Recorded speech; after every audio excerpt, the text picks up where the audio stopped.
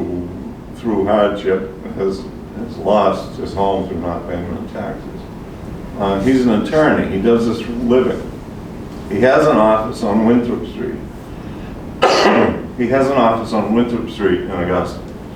I looked a little bit today online. I can't tell that he's in business with any other attorney.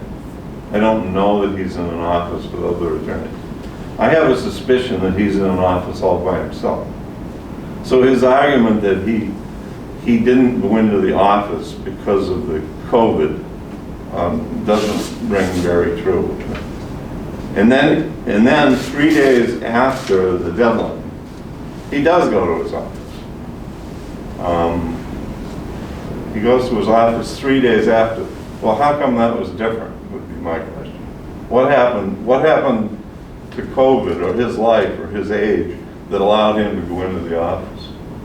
He just didn't go into the office as soon as he should have, because this is what he does for a living. So we've dealt with other people since I've been on the last 3 years, other people, and we've denied them.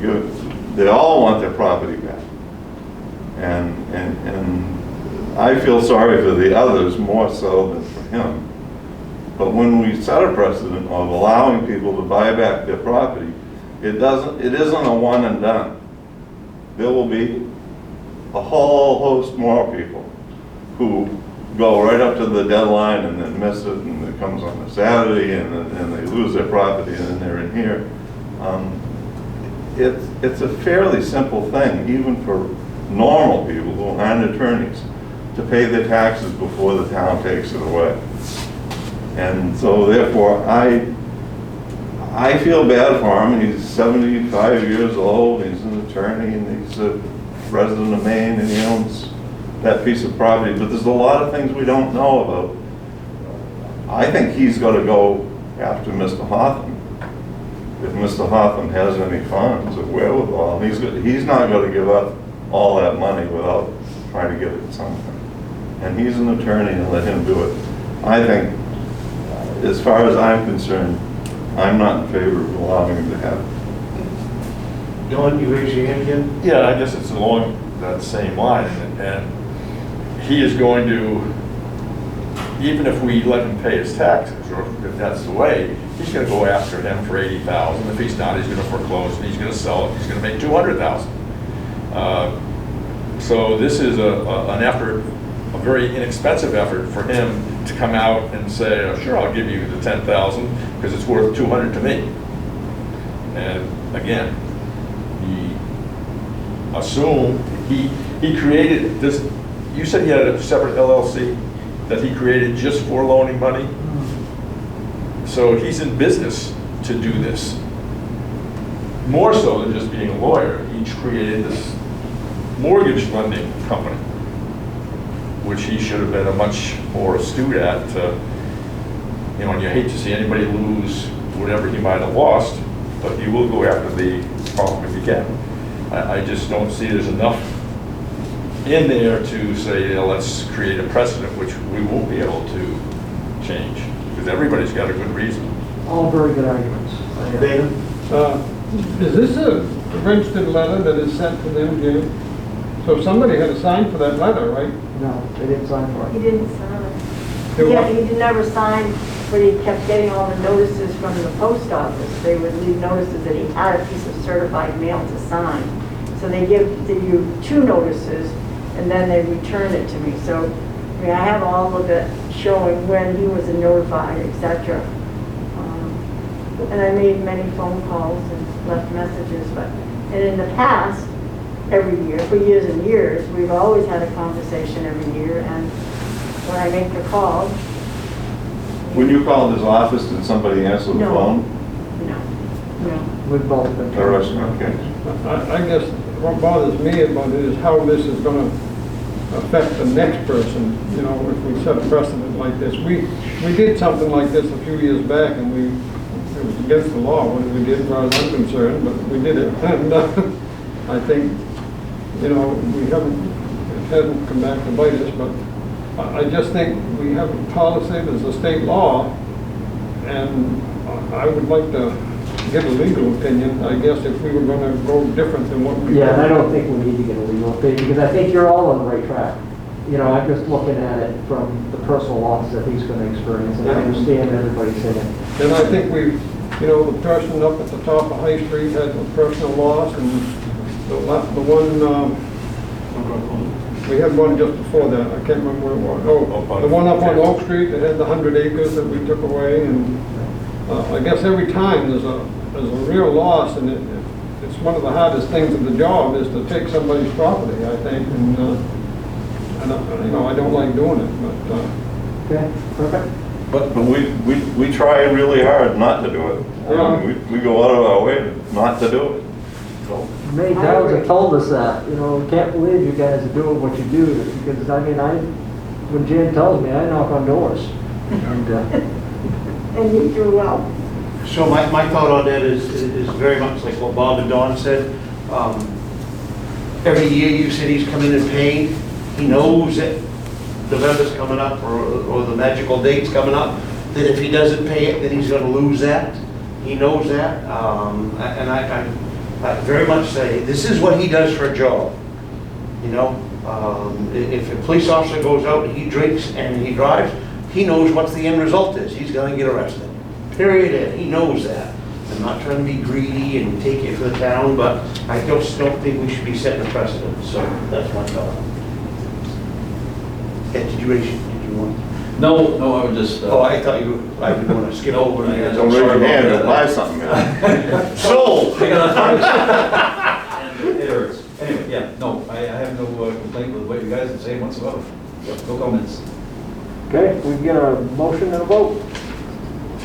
I move that we go through our normal procedure to dispose of this one. And I wouldn't mind if we had some little effort to find this Mr. Holtham, if there was any way to do it. It's been done. It has, okay. Okay. So motions were made. Do we have a second? Second by Don. All in favor? Done.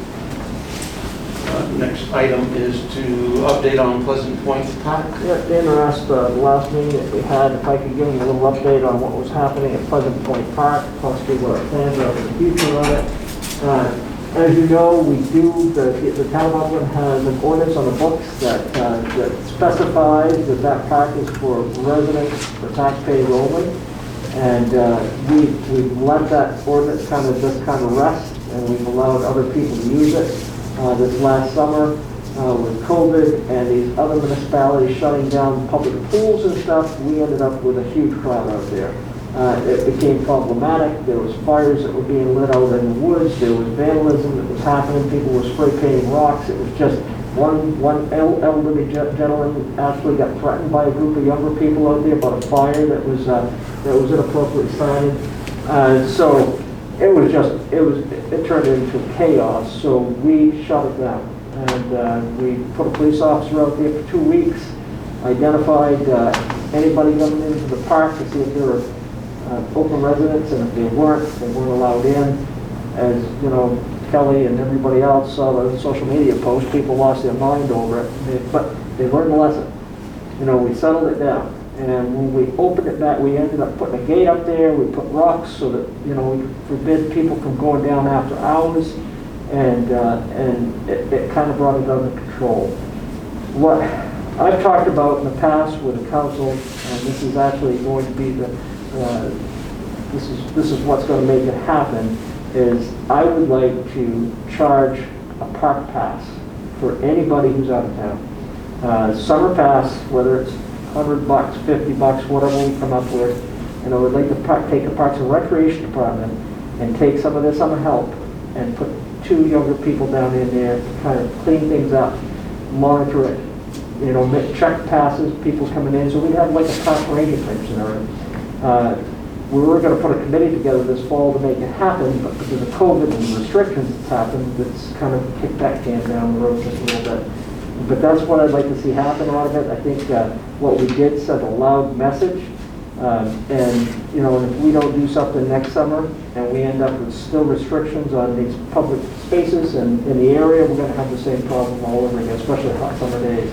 What that did was the people who were using that park, it actually diverted them to the waterfront park, which is fine, because that's within our site. We have police officers out there, they don't control that. Pleasant Point Park is, quite a walk down in there. When you've got one or two police officers working, it's hard to get out of your car and walk down in and see what's happening down there. So it made it more manageable by moving the crowds to the waterfront park. Any questions on that? I think that's good. I think the thing was established as a park for families and a good place to take young children, and they're safe there. And with what was going on there, I don't think it was safe for people with young families to see the drinking and the smoking and the needles laying around and stuff like that. So I think that's a good move, and I think, The Oakland residents stopped using it, Yeah. because it was a bunch of yahoos that and were down in it's their park. nice to have a place that a young family can go and not have to pay. Everywhere you go, you gotta pay for something, when they're paying taxes here in town, it's nice to have a place that, you don't have to pull your wallet out to go in for a young family. And they can still afford to go swimming. Don? Do you intend to try to regenerate that study group to see? Yeah, I've what already got phase- the numbers picked out on it. We've already talked about it. We got everything, I've just got to go and get it happening. And I guess if it doesn't happen because of a variety of reasons, then we would just stay with the same policy It we would had just keep last going the year. way we got it going Yeah. now. Okay. Yeah, it's not, with the gate and the rocks up there, the biggest problem that we had was making sure we got the gate open in the morning. That slipped through the cracks a few times. And then what we had, when the gate was closed at night, we found that some of the younger people were taking the four-wheel drive trucks and hooking a chain around the rocks and pulling them out of the way, and they were still getting down in the middle of the night. We just got to put bigger rocks in. Bigger rock. I appreciate the effort you made out there to try to keep it safe for kids and stuff. It just needs to continue. Yeah, we won't go. Next item is discuss a proposal for mutual aid agreements between public works services between our four regional towns. As you know, the public works directors in the immediate region between Oakland, Fairfield, Waterville, and Winslow have gotten together, and they've generated an agreement, a mutual aid agreement. It's kind of similar to a fire station mutual aid agreement. What made this thing come about was COVID. The problem is, we're in snow season, and if we lose a crew like Auburn did, they lost their entire public works department down there, and we end up with a snowstorm, we're in trouble.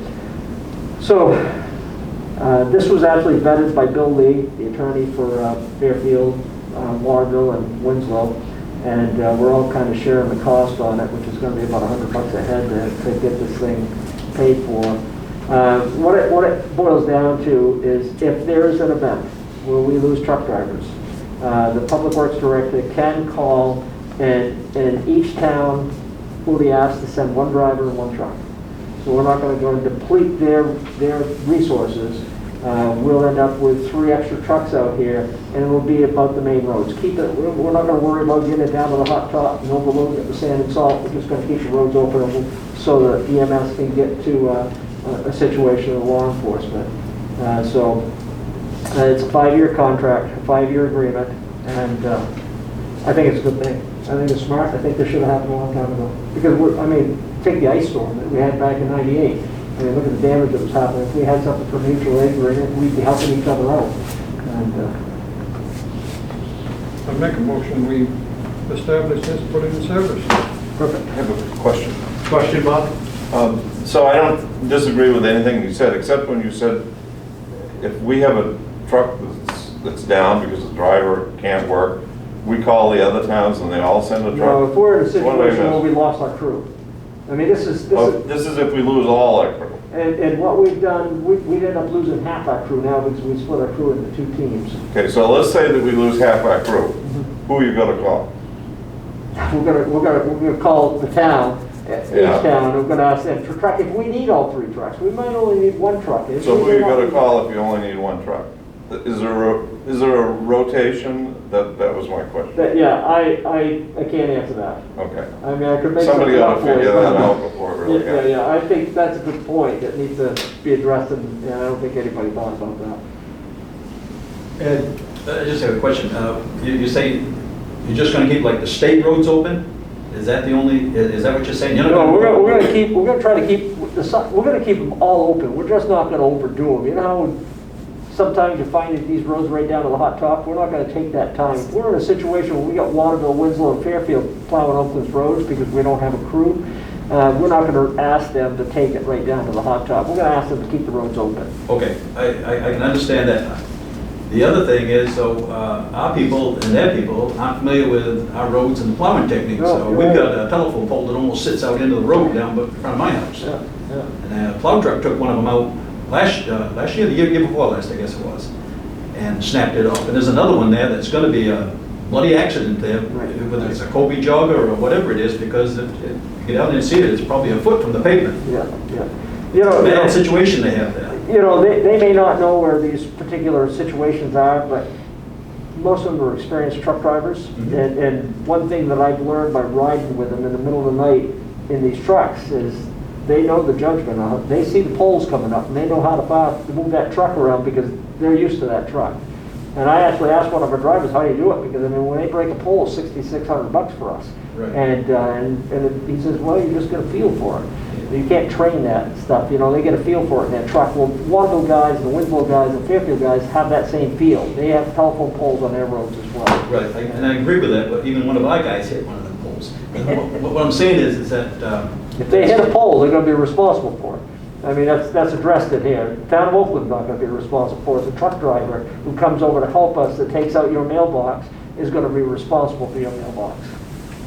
They're gonna be responsible for their own property damage. okay, so we're not gonna get liable for somebody else. The only coming in. thing we have to go and provide workers' compensation for our people if they get injured over in Waterville, which that's the same process as the mutual aid agreements with the fire stations have. You know, we provide our own insurance for injury. If they run into a tree with their truck and they damage it, it's gonna be on our insurance. It's gonna, you know, if the truck driver gets injured, it's gonna be on us. Because it works both